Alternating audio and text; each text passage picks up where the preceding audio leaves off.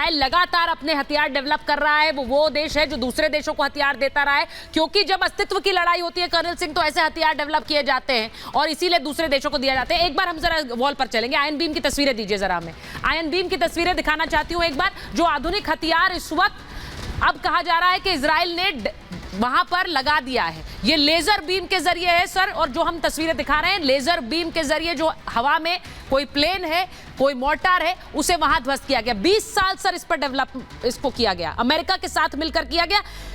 ये क्या है सर हथियार, जरा हमारे दर्शकों को बताइए। देखिए, ये एक हाई इंटेंसिटी पावरफुल बीम है। हाँ। ये जो आप देख रहे हैं ये वाली, ये एक बीम है, ये एक रे ऑफ लाइट कहिए, जो कि हाई इंटेंसिटी की है। आज से पहले 100 से 150 किलोवाट की थी। आजकल जो आप बता रहे हैं 20 साल बाद जो डेवलप हुई है, महेश आप यहीं चला सकते हैं, वो तकरीबन 500 से 1000 किलोवाट की है। अब आप सोचिए कि 1000 किलोवाट की बीम आकर आपके किसी भी टारगेट पर लगती है। हाँ। इसके जो फायदे घाटे हैं वो ये हैं सबसे हाँ। बड़े। हाँ। पहली बात स्पीड, हाँ। दूसरी बात एक्यूरेसी, हाँ। तीसरी बात बड़ी सस्ती पड़ रही है। हाँ, बहुत सस्ती पड़ रही है, सोचिए। हाँ, बिकॉज आप ये जो एक बीम वर्सेस इंटरसेप्टर आप लेते हैं, हाँ। तो मैं कहता हूं तकरीबन आप कह सकते हैं 1/10 कॉस्ट पर आ रही है वो अपने आप में। And then the accuracy of strike, मतलब कोई भी प्लेन अगर आ रहा है आप उस पर निशाना साधते हैं, ये लेजर बीम अपने आप एक्यूरेट निशाना साधती है। नॉट ओनली दैट, साइमल्टेनियसली कई बीम चल सकती है। अगर सपोज कर लीजिए कि हमास ने 100 रॉकेट दाग दिए, तो ये 100 को ले पाएगी, ये 100 को ले पाती है अगर आपने दाग दिए। इसकी जो लिमिटेशन है वो कम है, दैट मींस इसका जो रेंज, जो अवेलेबिलिटी है, ये एक बीम है, 2 है, 3 है, जो भी है जो। और अगर आपने देखा होगा इसमें वो एक हल्की सी आवाज भी आती है।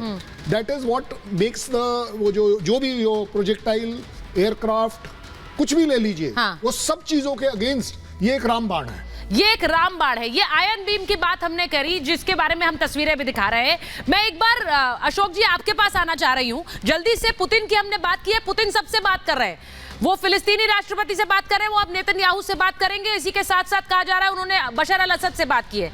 अशोक जी, पुतिन खुद अपने देश में एक जंग लड़ रहे हैं, लेकिन यहां मध्यस्थता के रोल में नजर आ रहे हैं।